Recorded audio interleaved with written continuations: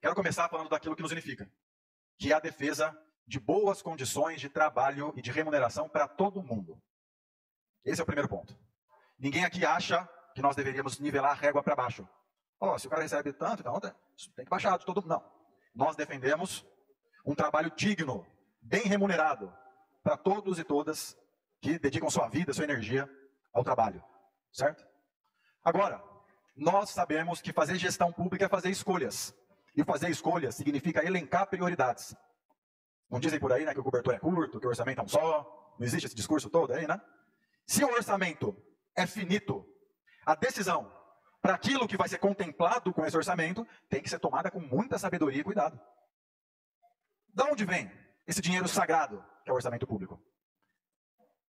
É o excedente da força de trabalho socialmente acumulada. O que quer dizer isso? Quer dizer que o nosso trabalho gera valor e o Estado se apropria de uma parte desse valor para administrar o país, para gerenciar o país, teoricamente, em prol da população. Ou seja, o orçamento público sai do esforço da classe trabalhadora, da população, que quando compra uma bala, paga imposto. Fora todos os outros impostos, IPTU, IPVA, imposto de renda, PIS, COFINS, etc. e tal. Então tudo isso é fruto do suor e do esforço da população. E ele tem que ser administrado no melhor interesse da população. E não administrado para favorecer quem já é favorecido por um sistema desigual e injusto. O que nós temos aqui? Um mundo de ponta cabeça. Um mundo invertido. Onde quem tem mais é mais beneficiado porque o recurso do Estado, que é fruto do esforço coletivo, se concentra nas mãos daqueles que mais têm. Em nome de uma suposta, porém falsa, justiça social. Que fica sempre no discurso, mas nunca na prática. Todos falam, enchem o peito para falar que defendem esse ou aquele, mas a ação do gestor público se expressa através da destinação orçamentária. Falar até papagaio fala. Posso vir aqui e falar que agora é na hora de decidir para onde está indo o recurso do nosso orçamento. Essa é a grande questão. Nós tivemos recentemente aqui a votação da lei orçamentária do município, né, Rosana? E o nosso mandato propôs algumas emendas à lei orçamentária. Como eu disse, na ordem de 1,5 bilhão. Propusemos 1% do orçamento para a cultura, 1%. Uma demanda histórica, né, dos movimentos culturais, 1%. Propusemos 1% do orçamento para o meio ambiente. Estamos falando de 15 milhões. Sabe qual é o orçamento do meio ambiente? 7 milhões para o ano que vem. Sabe qual é o orçamento da cultura? 3 milhões para o ano que vem. Nós propusemos recurso para o Parque do Bicão, um equipamento público, um patrimônio da cidade de São Carlos, sucateado, subutilizado, com valor social, natural. Propusemos recursos para obras de infraestrutura, para impedir as enchentes que destroem ano após ano aquele espaço. 2 milhões. O que é 2 num montante de 1,5 bilhão? Todas as nossas emendas foram rejeitadas. No entanto, foi-se aprovado nessa casa quase 50 milhões, 40 e pouco milhões para recap, asfalto, que vai beneficiar os proprietários de automóvel, para começar. Foi aprovado não sei quantos milhões, acho que 20 e poucos milhões, inicial, para o subsídio do transporte público, que já cobra uma tarifa de 4,50 e pode receber até 4 milhões de subsídio por mês. Olha de novo o mundo invertido aí, o mundo de ponta cabeça. Então estou dizendo tudo isso para mostrar como o Estado, representado aqui na Prefeitura Municipal, ele é tomado de assalto pela elite e colocado ao serviço da interesse da elite, que usa o nosso esforço coletivo para benefício próprio. Ainda que utilize palavras bonitas para tentar convencer a população do contrário, o que é mais contraditório.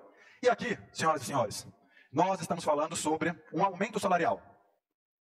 O aumento salarial da base do funcionalismo público, as merendeiras, as professoras e professores, os guardas municipais, é para esses o aumento do salário proposto nesse projeto?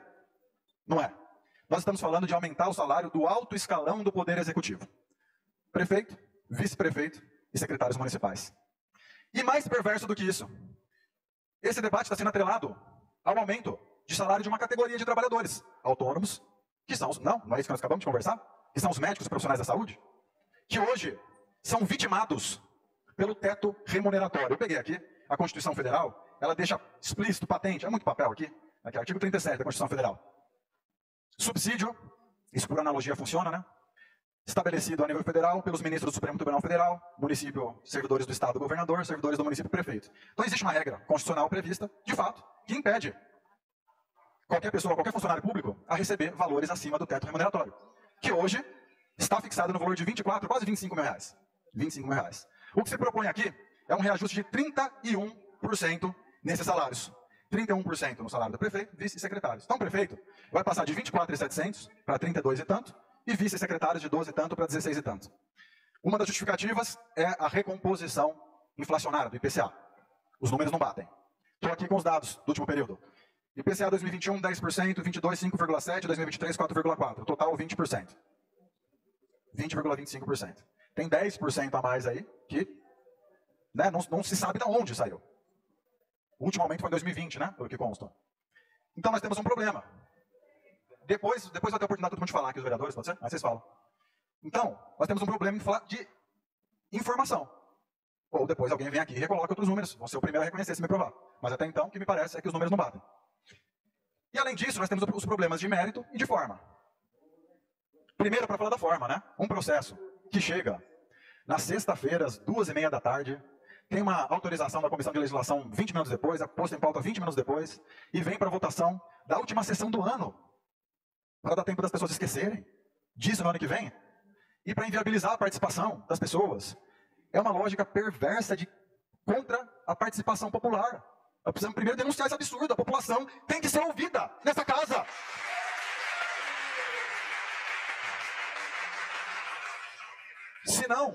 Senão o nome Casa do Povo vai ser só mais um apelido carinhoso e mentiroso que dão para esse espaço. E a gente luta para que isso não aconteça, né? A gente quer que essa seja de fato a casa e o espaço da participação. Então, assim, em forma, muito problemático a gente aprovar isso. Dessa forma, sem debate, calado da noite. E no conteúdo, as prioridades. Estou aqui com uma amiga que é médica. Estava relatando que em unidade de saúde não tem o básico. Não tem dipirona, não tem agulha, não tem... Você vai lá, você fica 8... Eu, não estou falando que ninguém me falou. Eu fiquei 8 horas aguardando na UPA do Santa Felícia. Recentemente, 8 horas. Ninguém me contou, eu fiquei. Porque eu sou usuário do SUS. Rejeitei o plano da Câmara e faço questão de utilizar a saúde pública. Porque acho que é dever de todo parlamentar, político, utilizar aquilo que ele decide sobre. Eu fiquei 8 horas esperando. A população toda sofre.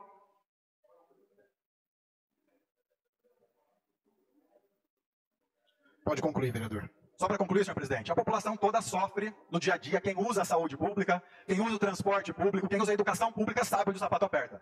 E se eles pudessem escolher, se nós fizéssemos um plebiscito, uma consulta popular, eu tenho certeza absoluta que esse aumento obsceno seria rejeitado por 99% da população de São Carlos.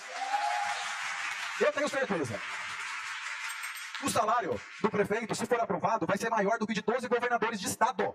Não vou falar porque são muitos estados. E por último, eu vou protocolar, senhor presidente, ainda hoje, um abaixo-assinado onde nós coletamos quase 1000 assinaturas, que foi o que o tempo nos permitiu, de pessoas contrárias a esse ato obsceno que subtrai os cofres públicos de valores tão importantes que vão somar no fim 5 milhões de reais para situações não prioritárias, que é para aumentar o salário do alto escalão do Poder Executivo. Sou contra.